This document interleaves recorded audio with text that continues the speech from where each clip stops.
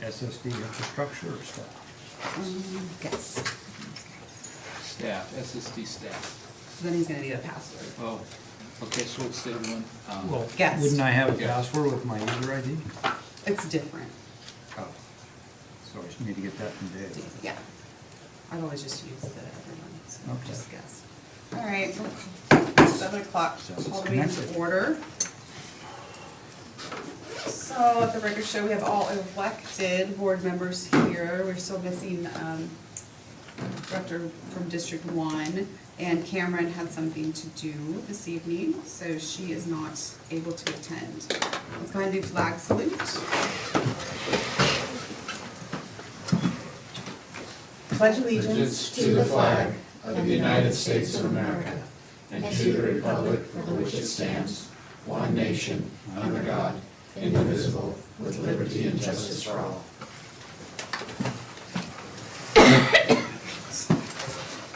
Any changes to the agenda? Just reminder, we'll have executive session for property purchase at about 20 minutes, whenever we end. Okay. All right, public comment. We have a new public comment script that the three of you get to hear. Our board has adopted policy and procedure 1400P, meeting conduct, order of business, and quorum. This policy and procedure are available on the school district website. By adopting this policy, board meetings must be conducted in a civil, orderly, and business-like manner. This means that whether we are school directors, district staff, students, members of the community, or some other guest, we all must follow the same standard of civility during school board meetings. Generally, the first item of business at every regular board meeting is public comment period, which is something we value. This is an opportunity for visitors to be recognized and make brief comments. We have a sign-in sheet for those who wish to speak. This allows us to call you forward. If we have members of the public who are attending remotely and would like to speak, please enter your name in the text box and we will call you. Total time for public comment period is 3 minutes. So each speaker has a maximum of 3 minutes. Total time for public comment is 30 minutes, I think that is. There is no mechanism whereby a speaker can donate some or all of their time to another speaker. No individual may speak more than once per regular meeting, even if there is time remaining.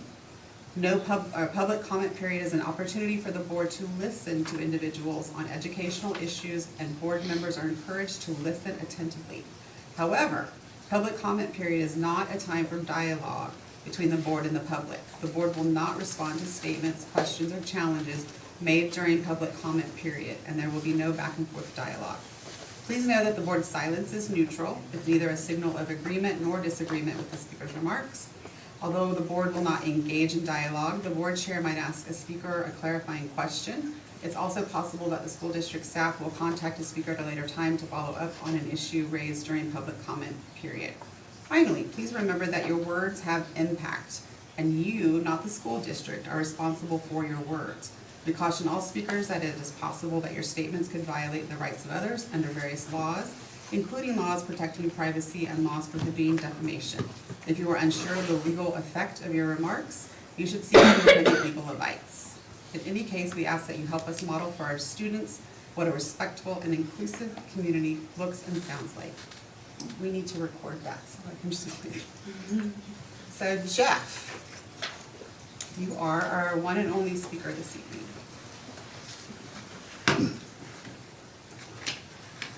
Greetings, my name is Jeff Estes, I reside in the startup.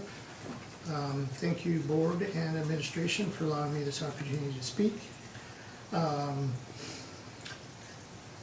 I enjoyed the football game last night, and I hope everyone else had the opportunity to do that, so thank you for rescheduling this meeting. Enjoyed it a little bit. Yeah, most of the game anyway. Someone sent me a ranking the other day of the Washington State schools. This is the state rankings, and we're #1 in teacher salary and compensation.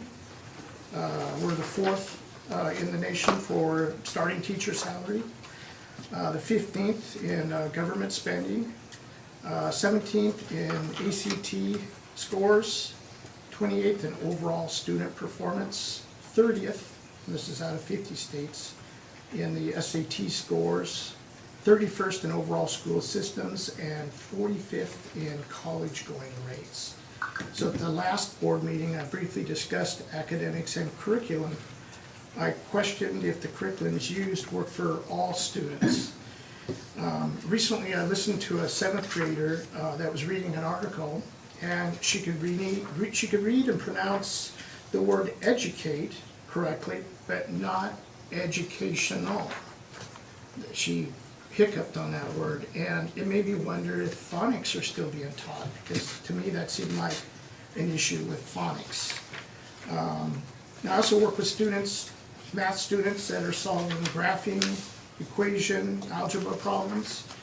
Yet a lot of these students have challenges with basic multiplication and division, let alone fractions and percentages. It made me wonder, do they still do flashcards anymore these days? You know, I graduated back in the end of the 1970s, and it seemed like our curriculum and education then had better results than what we have now.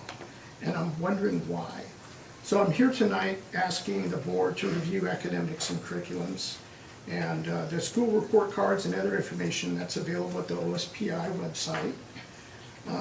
I really believe our district can do better and our students and families deserve better.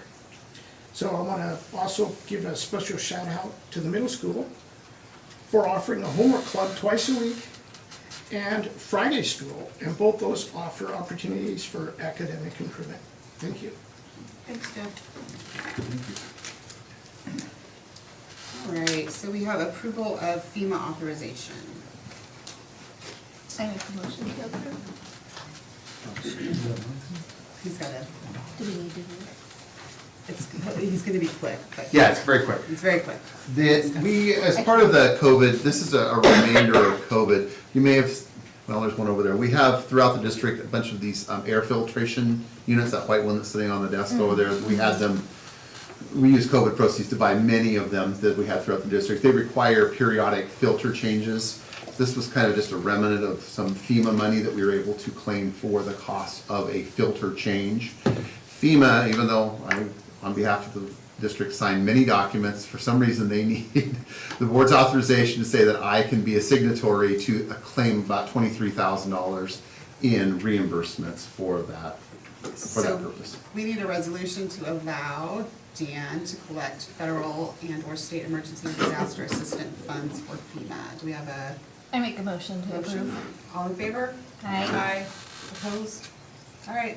Thank you very much. So You're just done. that boilerplate document, if we can get that signed, I will send that to them. Okay. Thank you. And then, just Question. Oh, it sorry. has to be spent specifically on those devices? It was a reimbursement of monies already spent, Dave. So yeah, we basically, as with the federal government, there's just lots of strings to everything. That was something that we were easily able to demonstrate was tied directly to COVID, so that's what it was for. So we've already spent that, it's just gonna be a reimbursement. Okay. So Jan is gonna discuss, just kind of discussion of current happenings for new board members, just to kind of get everybody up to speed with what's going on with DNR, the bond, that kind of stuff. Number of different things, and so I'll just start at the top and work my way down. Can you go to the district website, Kayla? We'll just kind of do it so that the public can see. So unfortunately, those on YouTube cannot keep up with us. Oh, okay. Okay. How many are in YouTube? Oh, I can find it out in just a second. I have the website pulled up. It's not, yeah, do one thing at a time, sorry about that. So I think, you know, I want to just give Kayla a lot of credit for really trying to keep this up to date. So if you go to the first tab there, everything that is related to the bond can be really observed right there. And so it's very informative, et cetera. Walk you right through it. We've worked with various folks that have taken a look at all of this, and so you can go get as much information as you want right there. And I think the one thing that I want to add to that that's missing is if somebody wants to submit a question through the board, they can do it. They don't have to do it that way. They can call me at any time, email, whatever, but that would be one mechanism to do that.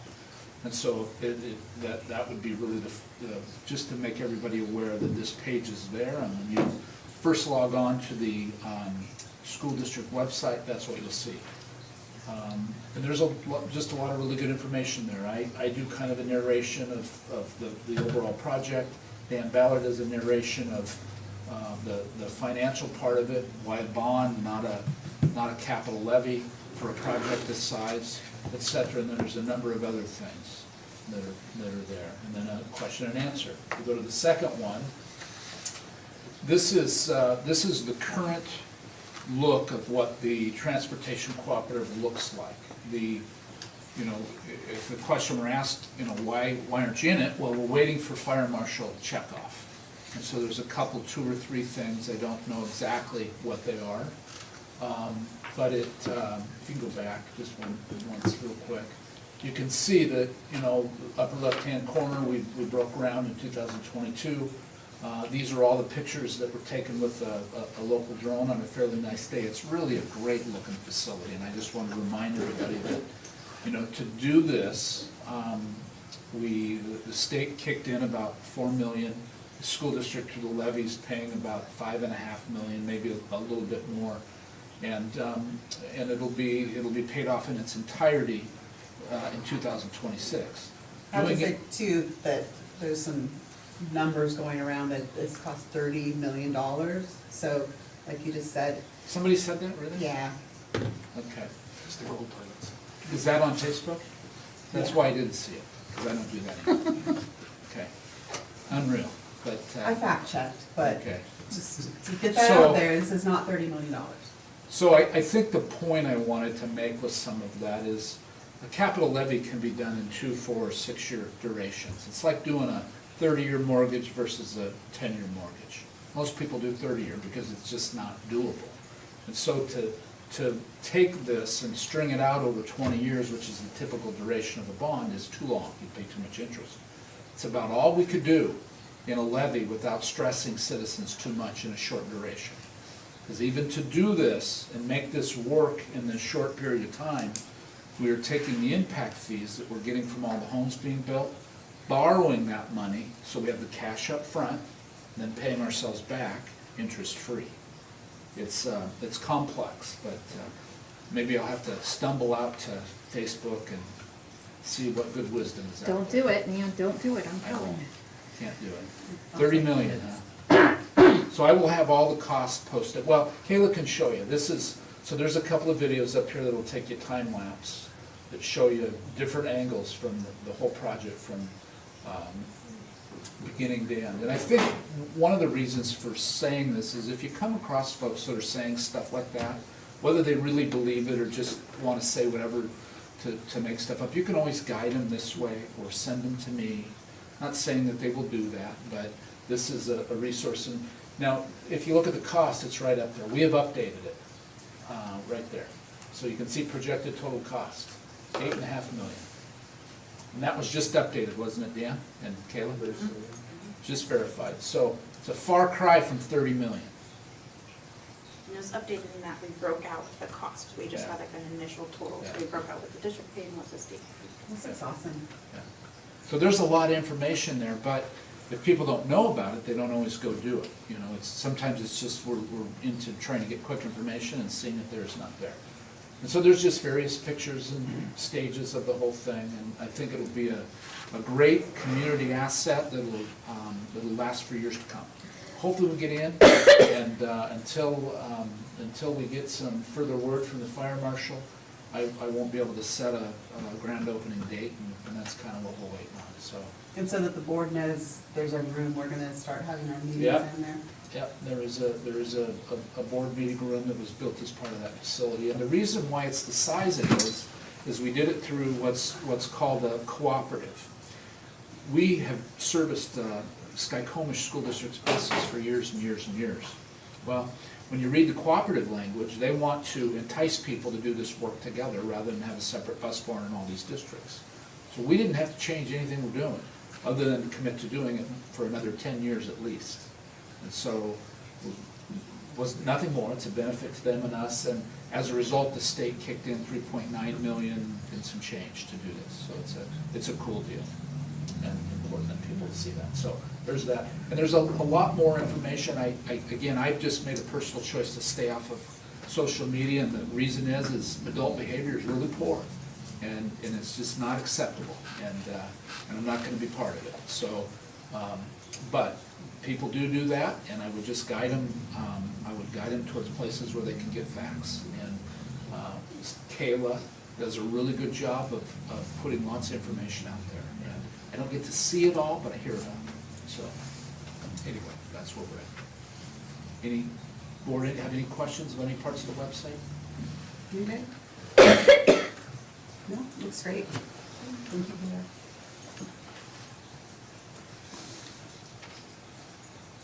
Let's see here.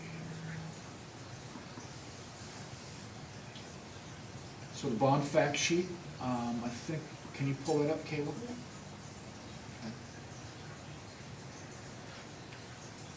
So this is, the school district gets to send out one fact sheet to the citizens, and so this is set to go out in the mail around the 20th or so, thereabouts, and it will land in mailboxes, and it basically describes the project, why we're doing it, and it's really the need for more space. And so, yeah. Did it say in here, I noticed it said per thousand cost, right? Yeah. Does it say how that's spread out, how many years the bond is? Bond is 21 It's 20 years. years. Is Yeah. that, some people may not understand how that works. or- Yeah, that's a good point. The And, cost isn't, I mean, it's over the life of the bond, so each year, they wanna know how much it's hitting each year. So there's gonna be a calculator on this website. Okay. Dan is in the process of making them. One of the things that I want built into it that is complex, because you can calculate property values as they go up and down. The part that I think is really important for people to understand here is it's a fixed amount, whether it's $100, 1,000, or 20 million, or 79 million. As more people move in and pay against that, your amount goes down. And that's a point that I think is really important that people understand. That's really- I'm not sure how we're getting that message out Yeah, well, yeah, well, 30 million for the bus barn, so messaging isn't as good as it needs to be, so. Can you touch quickly on what we can do on school property and what we can't do? and Yeah, what we're- School, And you can't campaign on school property, you can't use school equipment, supplies, various things to do campaign kind of activities. I'll have Caleb pull up, I think we linked to the PDC, and we'll just look at what school groups can do and can't do, including board members. So if you scroll all the way down, it actually breaks it out by group. there. Yeah, I think there was a section in there that, They've reorganized this, it used to be a little more clumsy than it is, but if you keep going down, keep going, there's all these, there you go. there it is. So if you look at building principals and school administrators, which would be any of the school people, just open that up if you can. You have to hit the text. There it is. Oh, that did work. So this basically gives you an update of what is permitted and not permitted. I've sent it out to everybody in the school district. And usually I have to do those things a couple times to remind them. And let's look at school boards. You can collectively vote to support or oppose a ballot measure at a properly noticed public meeting where opponents of the measure are given an equal opportunity to express their views. What you can't do is, if you're not, you can't pressure or coerce the superintendent to participate in yes or no campaigns. Can't explicitly include passage of a ballot measure in the district's annual goals, which is interesting to me, so. but there is a committee, a bond committee, that is comprised of community members that meets, and that's going to go out and do door knocking and things like that, so as I of, can ask about yeah, that. we'll talk afterwards. So, the important thing to remember, teachers, board members, PTSAs, any of you, you're citizens too. And so on your own time, you can campaign. You just can't do it in your official capacity as a school board member. Actually, you could if there's a resolution, I believe that says it, right? Let's see what it says up there. And you can speak on your own behalf, but if there's a resolution by the board, you can speak on the Board board. has adopted a resolution, the board member can then speak up, yeah.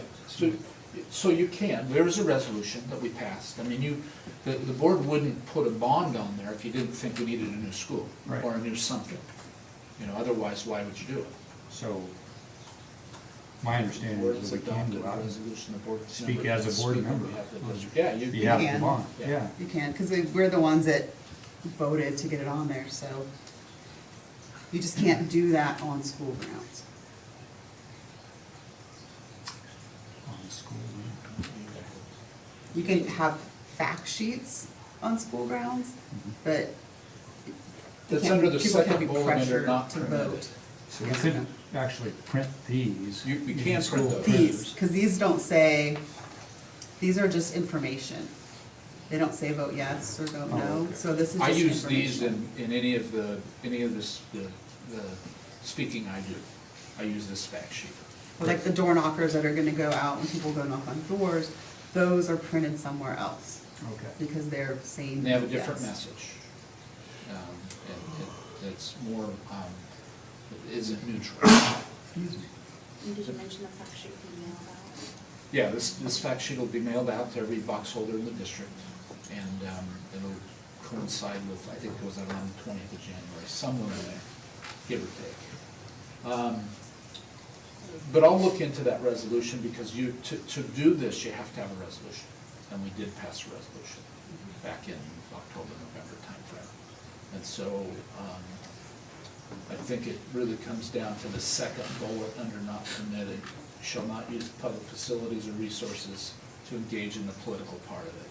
But as a school board member, whether it's tied to trying to increase test scores or trying to say, hey, we need some more space, you absolutely can do that.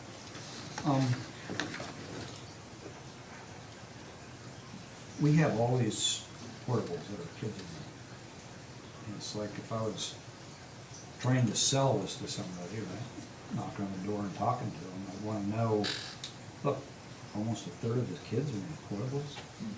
And it's like, you know, and what's that gonna be if we don't build the school? The It's just bond gonna- committee has, It's just gonna get worse and worse. all of that, and that's on their talking list. Talking points, Mhm. okay. I'd like to see the talking points, because There's a meeting tomorrow. that's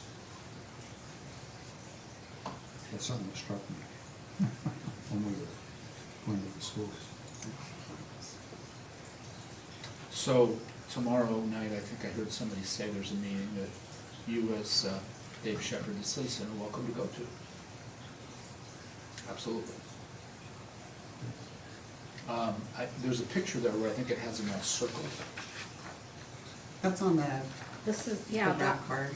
Yeah, because it wasn't No. on this one. that's on there with portable circled. Yeah. Yeah, that's a good one. Yeah, that's I like It's that. missing. different.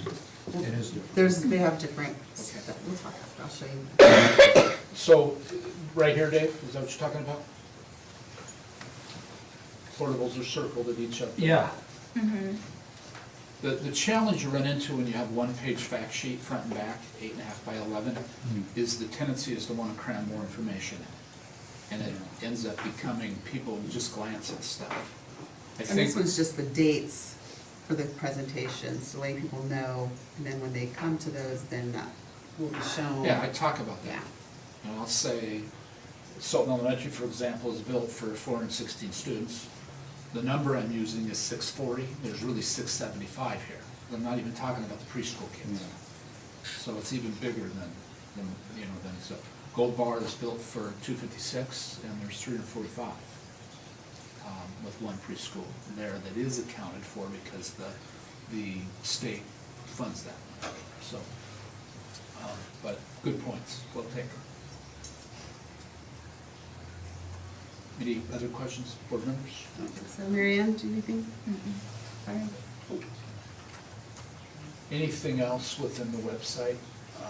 Kayla, what do you think that we've done? Because we've tried to be a lot better about keeping it up to date. It's easy to have these things be out of sight, out of mind.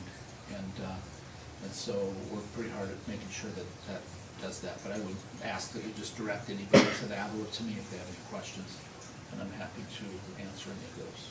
Capital project cash flow analysis, that's not on there, is it? Dan Beller. It's not. No, it's not. That's the process we're working on. We've got a lot of, this was kind of in reference to primarily to the property. That's a key component of the bond and having a site to build on. So we went through and figured where we've got a lot of projects going on right now, there is no less than 18 different projects that are currently in various stages of completion that are utilizing resources out of Capital Projects Fund right now. So there's a lot of moving parts.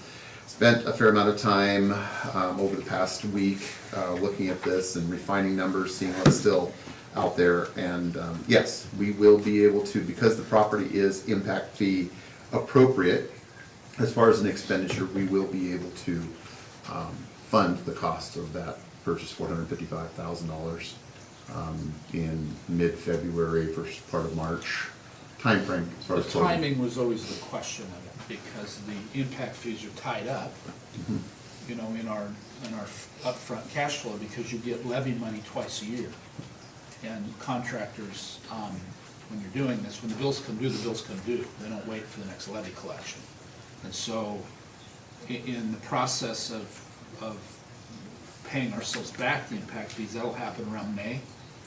We'll do a major restoration after the spring collection, yes. And so that's when, after the next capital levy collection comes in, we'll be able to pay ourselves back those. But in the meantime, the transaction will actually be finalized around March. Even though it's all there, it's just waiting to be done. It's really a timing of cash flow, is what it is.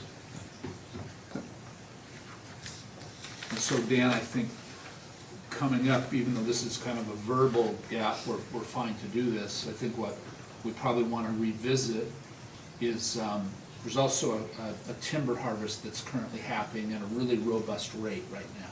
And that's always been one of the questions, and that's, that is the, what do they call it, high caliber.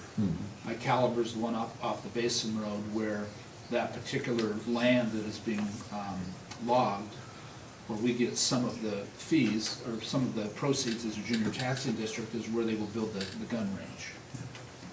So I've been just staying in touch with them at DNR, and they sent me the you know, where they are as far as their own collections and what timber's been sold. When it arrives in the district, that's always kind of the mystery, because it goes from the whoever harvests the lumber to DNR, to the county treasurer, or to the state, to the county treasurer, and then to us. And so how long it takes to kind of wake its way through that, I don't know exactly.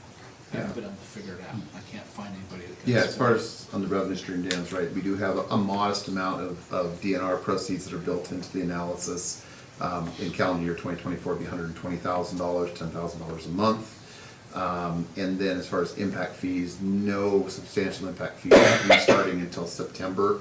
But in September through December, calendar year 2024, I think we're looking, projection was about $535,000 in impact fees, essentially in the fourth quarter of calendar year 24. And like I said, as far as on the expenditure side, we have 18 projects. I've been able to confirm 15 of the 18. 3 are still have estimates built into them, which I think are reasonably close, but I don't have confirmed numbers for 3 of the 18, but 15 of them I do. So it's based on that work that we're making these assumptions right now. Thank you. Uh-huh. Thank you so much for this. New board member orientation recap.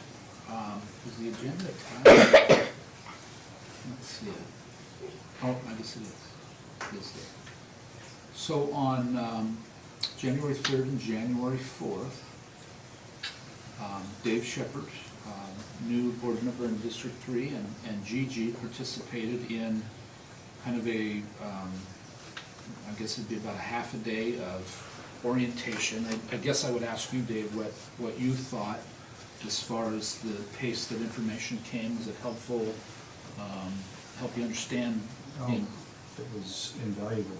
Yes, it was great. And we got to meet all the principals and people around them and visit the schools and get yeah, it was fabulous. Yeah, Oh, good. Great job.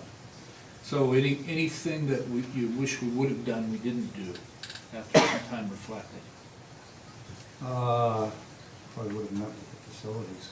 Yeah, that was an Charlie. Yeah. We over, I forgot Dave, and I forgot Charlie. yeah, so we're gonna, I talked to Charlie already about that, where that was just an oversight internally, so, we're gonna make sure that happens, and I I apologize to him. I'm not good. It was my fault. And then we met with principals on the second day, and, you know, we just showed you pictures of the Transportation Cooperative, and so Dave and I actually went over there, and the contractors were pretty much off of the site. I'm just waiting to get checked off. And one of the issues is a radio signal that I think we're having to use Starlink for a temporary period of time until there's the dark fiber gets put in or something, which is gonna be late this spring. And so it's just one of those things that this guy wait until he says it's good to go, whenever that is. Otherwise, I thought it was a great day. And went up to the new neighborhoods that would be behind, they're right, I guess, to the south of where the new proposed elementary school would go. And I haven't ever really driven it road by road, but there's a lot of houses in there, a lot. So,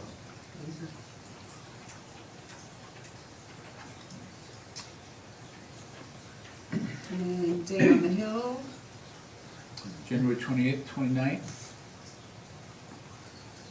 So that's, we typically leave Sunday around 10 or 11 in the morning, get down there early afternoon, get checked in, and the conference is, there's quite a bit that goes on Sunday as far as keynote speakers and various things. It gives you a chance to understand what things really are important as far as boardsmanship and what school boards are kind of interested in for the upcoming legislative session. The next day, which is Monday, we meet with legislators on the Hill. And so we'll try to coordinate those times. We try to do it so that we're doing it with other districts, or at the same time not, allowing the legislators to carry on their business without getting them spread too thin, meeting with everybody and, and WASDA sets up the times that they'll set up the meetings for us, and then they'll let us know what time we do it. And then Sunday night dinner usually, Now, you staying 2 nights or 1 night? just one night. So Just coming one night. back, Monday Monday. after. Yeah. Usually like Monday morning, and Yeah, then we I'm were just- done early afternoon. Yeah. okay. So usually you'd have a meeting maybe at 8, maybe one at 10, maybe one at 11. Okay. There are occasions where it's difficult to work out one of them, but for the most part, it works out pretty And well. sometimes we have to split up, Yeah. and somebody will go meet somebody, and somebody will meet somebody else. I just didn't want to come back to 5 o'clock truck. No. No. That would be terrible. Hopefully, I should be able to find out soon when our appointments are, so. Who's the, sort of the area rep on the boards that's organizing it, Well, I just deal with Marissa at Okay. WASDA, but Okay. there's some others, they're not very communicative so far this year, so. We'll figure it out. Yeah. Board retreat,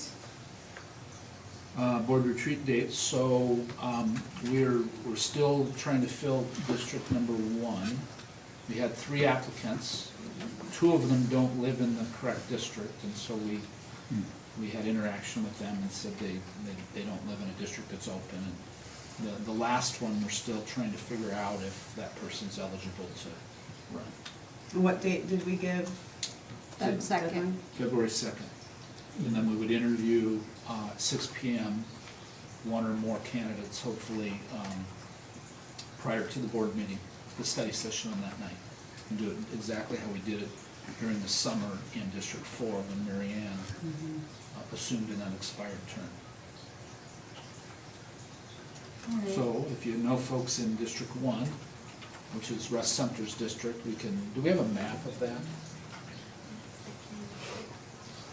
We need a better map of that, it's so hard to Yeah. tell. It I is. was contacted by a bunch of people that were wanting to apply, but they weren't in the right district, but it's really hard to tell. I think my Go back to grandson might that be in that Savannah district. data. Pardon me? My grandson might be in that district, Oh, is that right? yeah. So here's our homepage. 24, 25. Yeah. If you scroll down and you Go look back. under the banner and you go to Board of Directors, that's your Oh, page. Okay. Okay. And then if you scroll down to Director District Map, then that shows you by color coordination. So District 1 is the yellow, so we can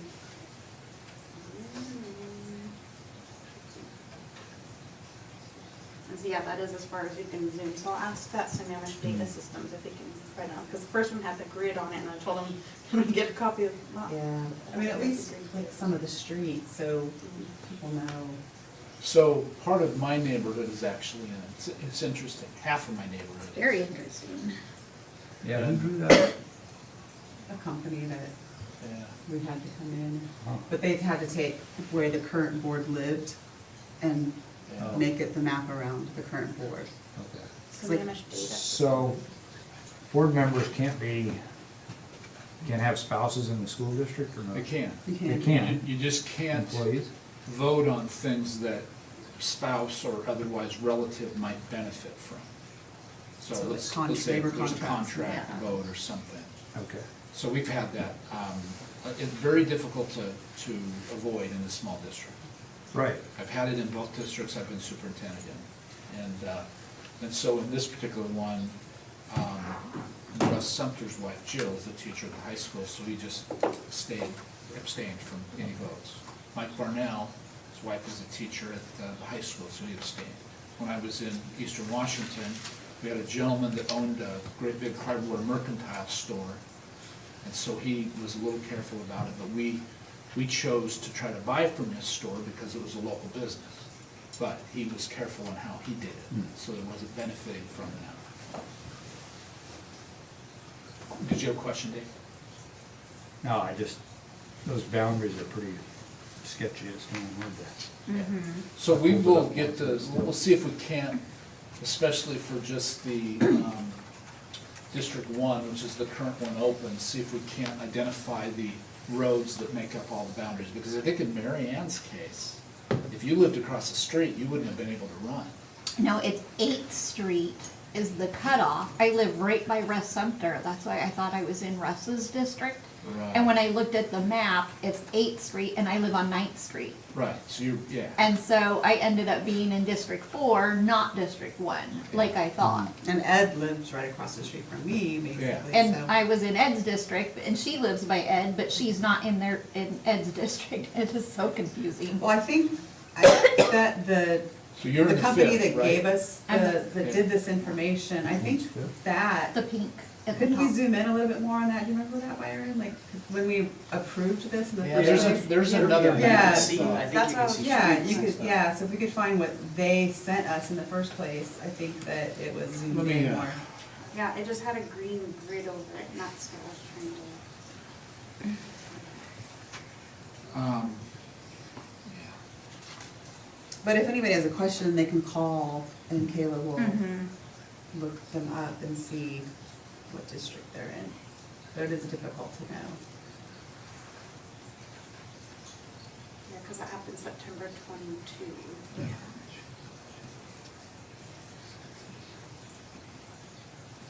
Are those districts pretty much equal by population size Yes. now? It's like me on the pink or whatever color that is, and it's huge, but the amount of people in mine is pretty much the same as, Sparsely yeah. populated. It's a lot of land.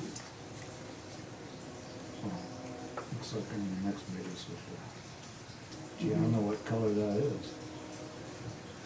Yeah, that's Yellow brown, baby food.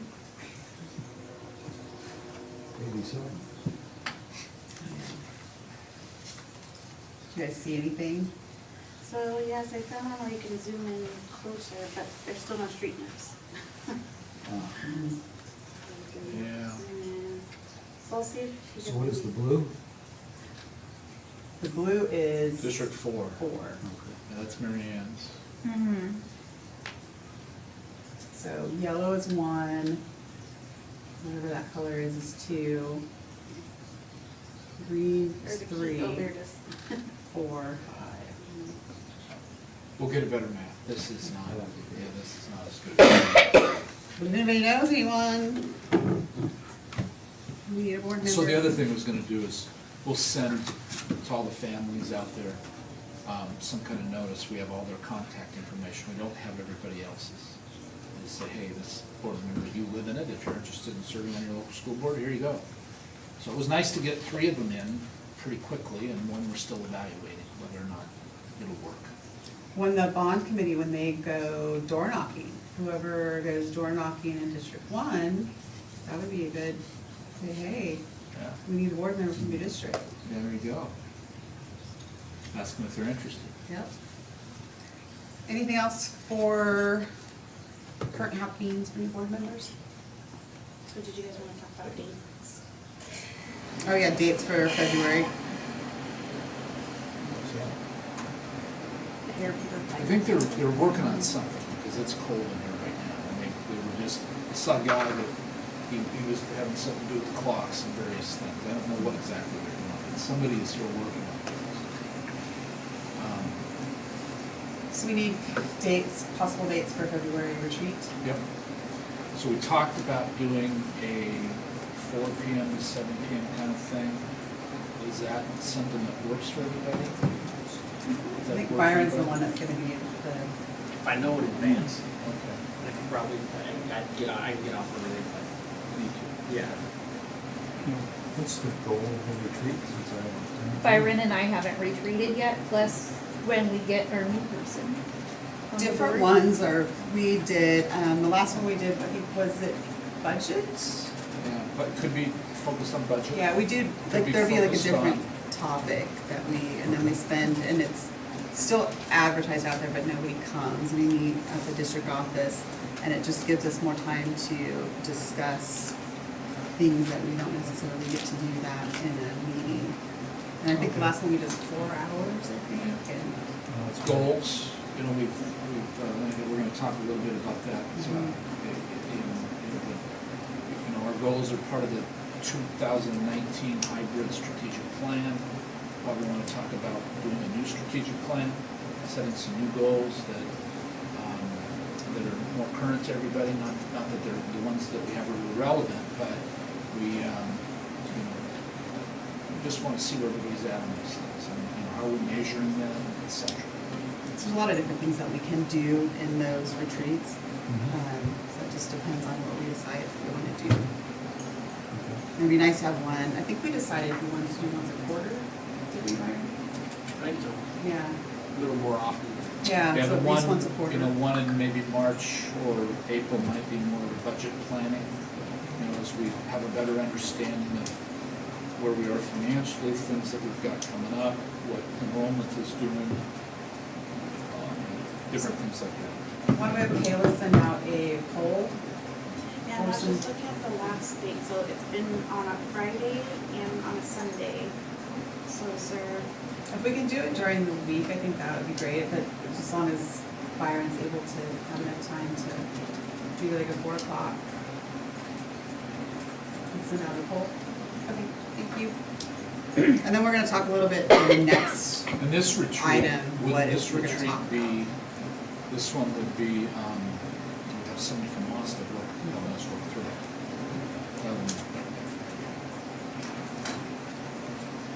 so whatever we get scheduled, we talked to WASDA about having them come up and help facilitate our retreat, so that, kind of like we did the board boot camp, so some of that stuff. And then also hope if we can, kind of in our next item here, coming up with like our own like operating principles and protocols and things like that, that we can put together and come up with, so that's kind of the next item.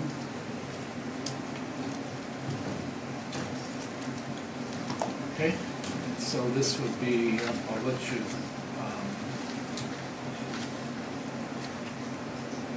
operation and expectations. I think, did you pass up the Walla Walla one? So some districts have their own, like operating protocols or procedures. This is really small. And you don't need to read it right now. I've got another one too from another district. And basically, it's, That is small. I know, it is That won't really work for small. me. A lot of them, you know, we'll talk about, respond to communications within 24 hours, or, make sure you're ready for the board meeting, you've read your packet, what the process is if you wanna visit a school. that kind of stuff. And there's another one I got too from another school, and the board came together and came up with their list, and then they all signed it and agreed to it, and that's kind of how they, will operate in meetings and when they're together. So that's one of the things we would like to do at a study session, or not a study session, at a retreat. And then like Dan said, we need a new strategic plan, we need updated board goals, we need to do the superintendent review process, board self-evaluation. So there's a lot of different things that it's good to do in those retreats. Another thing that Dave and I and Dan, I think, talked about, board meeting start time. It starts at 7, but why? Do we want to keep it at 7? Do we want to make it a little earlier? So, things like that we can discuss and fine tune things that we want to do since it's a new board. Comments or questions from anybody on that? Wouldn't mind moving it up to 6. Yeah, we figured Byron's gonna be the one that we have to go with. So I don't know if like moving it up a little earlier is good for you. It would take a little, we'd have to, discuss more, but think about it and like an hour maybe, or a lot. I've noticed, I think Monroe does 5, and then they do some workshops before at 4. Which is really early, so. It just Get into depends. the traffic issue. Yeah, Like, yeah. Sometimes the bridge clogs up the road. Block community participation, but at the same time, a lot of school districts do a couple of different times. Monroe's an example. As long as it works for everybody, they do it, where they do some study sessions at 4 p.m. and 5 p.m. maybe something more open to the public or whatnot. 7 is just what's been done. It's not have to do it at this time. But if people's work schedules work around that, that's typically what we do. So we can talk about that at our retreat next month. So think about it and see, what might work for you, and we can discuss. Anything else under that one, Dean? No, I think we covered it. It was a matter of digging into it. And then we have board PLCs. So I think everybody's done the first one. If not, there's a tape of it. The second one is coming up now. This kind of relates to the learning. It relates a lot to the learning. Getting everybody on board and supporting the learning process from your position in the school district. And so, probably a year or more ago, I introduced the board to, PLCs, more so than just something we're doing in the schools, and it was around from the boardroom to the classroom. We all have a role in impacting or improving student learning. And so part of this process is, like there was a workshop today that administrators and some lead teachers were part of. But part of this is for the school board to do, I think, during the course of the school year, 3 workshops where they help you walk through your role as a board member, or your role as a board member in making sure that we're all accountable to learning and how to measure that learning and what the role is. And so coming up on January 17th, either at 2 p.m. or 4 p.m., that shouldn't say Eastern time.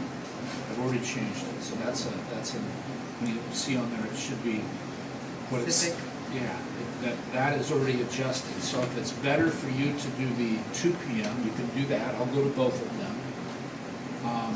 Or the 4 p.m., you can do that as well. January 17th? 17. January 17th.